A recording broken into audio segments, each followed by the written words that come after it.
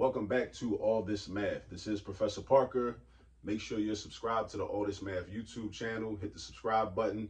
Make sure you like this video. Make sure you share this video. Make sure you drop a comment in the comment section down below too. All right, now, what are we about to get into?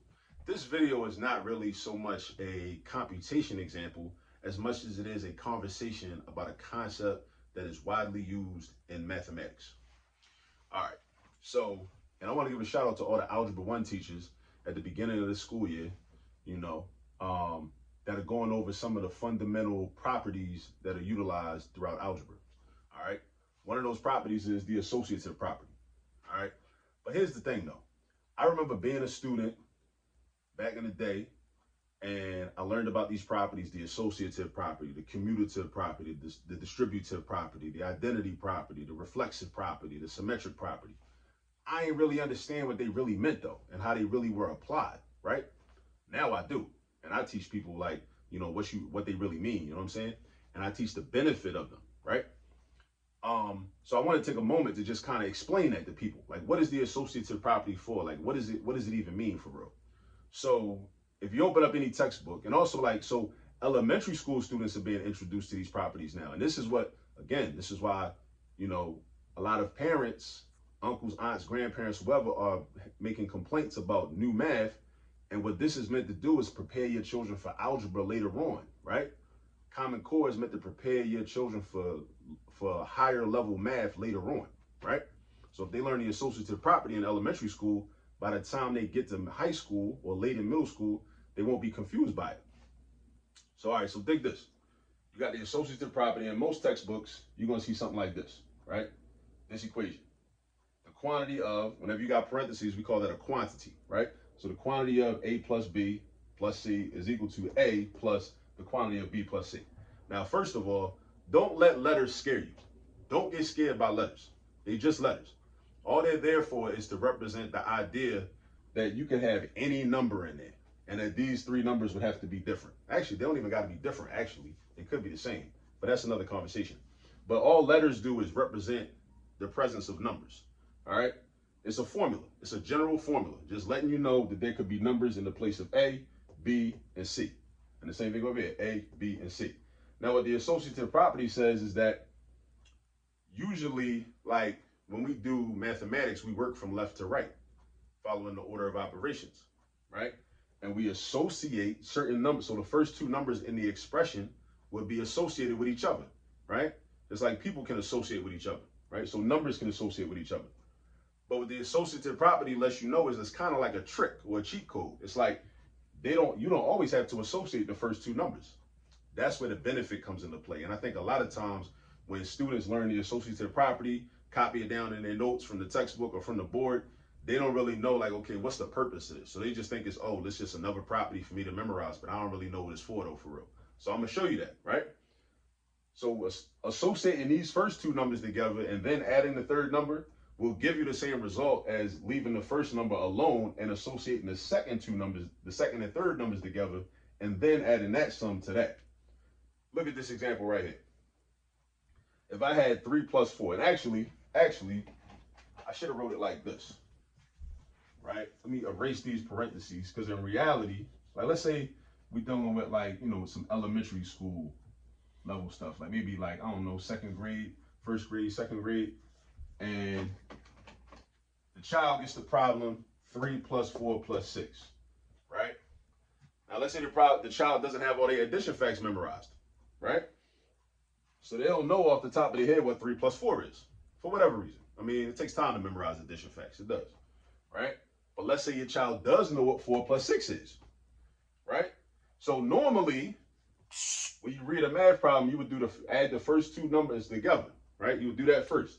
So normally we would do 3 plus 4. So it's like there would be invisible parentheses around the 3 and the 4, around the 3 plus 4, right? So normally we would just bang out 3 plus 4, we get 7. Now if you know what the sum of 3 plus 4 is, you would do 7, and then 7 plus 6, and then you have 13, right? But let's say the child don't know that 3 plus 4 is 7. Let's say they don't know that.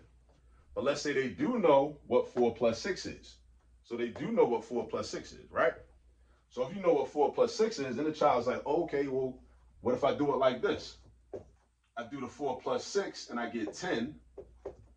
And then I bring the 3 down. And then what if they know what 3 plus 10 is? Or they can figure out what 3 plus 10 is because they know from 10, right? Doing 3 plus 10. And then now we get into the commutative property because 3 plus 10 is the same thing as doing 10 plus 3. Change it, or at least I shouldn't say it's the same thing. It's not exactly the same thing, but it's going to give you the same result. And I'm going to get into that in a commutative property video, right? But 3 plus 10 will give you the same result as 10 plus 3. That's called the commutative property. So what if your child, whoever's child, knows that what 10 plus 3 is? 10 plus 3 is just, you start off with 10, and then you put up 3 fingers, and you count. 11, 12, 13. That's 3 fingers, 13. So they can figure out that it's 13. So the associative property enables the child to still figure out that answer, even if they didn't know that 3 plus 4 was 7. That's the benefit of the associative property. That's what it is. I mean, it's just a rule in mathematics, a rule or a property or an idea that we use in mathematics in order to solve problems and get to the answer. Because you don't want, what you don't want is, you don't want your child, your grandchild, your niece, your nephew, or whoever, you don't want them getting here and saying, oh, well, all I know how to do is I'm accustomed to, or I'm used to just adding the first 2 numbers together, finding the sum, and then adding the next number to that sum. But if your child don't know what 3 plus 4 is, you don't want them just sitting there mad, getting angry in class, right? Because when they get angry in class, that's when they start being disruptive. That's when they start having behavior problems, and you get that phone call while you're at work trying to, do your job, and now you're frustrated and angry, and now you got to deal with your child, getting being disrespectful or being disruptive in class. When if they just knew associative property, how to use it, then all that could have been avoided, right? So what it's saying is that different numbers in an addition problem, where there are multiple numbers, like 3 numbers, at least 3, different numbers can associate with each other, right? So different numbers can associate with each other. So if you don't know that 3 plus 4 is 7, and then 7 plus 6 gives you 13, cool. What if you did know that what 4 plus 6 was? If I know what 4 plus 6 is, all right, we're doing it that way then. We're going to associate the 4 with the 6 instead of associating the 3 with the 4. Instead of associating the 3 with the 4, I'm going to just associate the 4 with the 6, and I'm going to get 10. And then I'm going to do 3 plus 10, and I'm going to get 13. So either way, we get 13, right? Either way, we getting 13. It's not going to make a difference, all right?